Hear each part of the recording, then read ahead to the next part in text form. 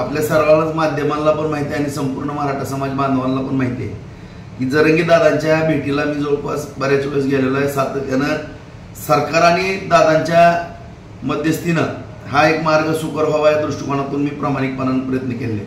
परंतु या ठिकाणी जे आता जातीपातीच्या राजकारणाबद्दल पण रोहित पवारांनी भाषण केलं, या ठिकाणी समाजामध्ये ते निर्माण केले। परंतु खरा झारीतला शुक्राचार्य कोण असेल तर रोहित पवारांनी आत्मपरीक्षण करणे या ठिकाणी गरजेचं आहे।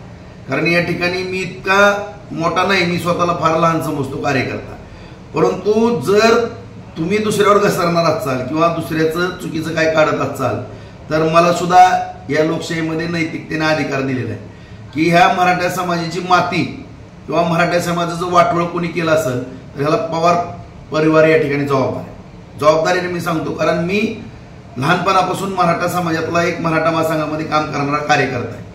आजपर्यंत तुमच्याकडे 4 वेळेस मुख्यमंत्री पद होतं, आज संपूर्ण राज्याचं देशाचं राजकारण तुमच्या हातामध्ये होतं, त्यावेळेस मराठा समाजाला वाऱ्यावर या ठिकाणी सोडलं।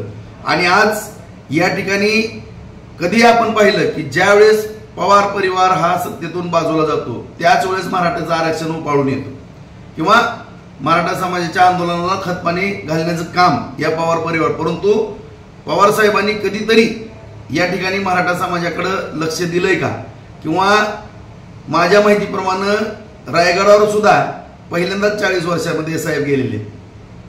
आता एवढ्या मोठ्या माणसाबद्दल माझी बोलण्याची पात्रता नाही, मला मान्य आहे, परंतु जर तुम्ही आमच्याबद्दल इथं आमच्या बार्शीमध्ये येऊन तुमचा नातू बोलत असेल तर मग माझं तोंड जर उघडलं तर मी पण पाळताबोई थोडी करण, इतकं माझ्याजवळ भांडवल आहे तुमचं की मग माझ्यासारखा खमंगान खोड बोलणारा तुम्हाला कुणीच बाप मिळणार नाही, एवढं पण मी या ठिकाणी जाहीरपणाने सांगतो।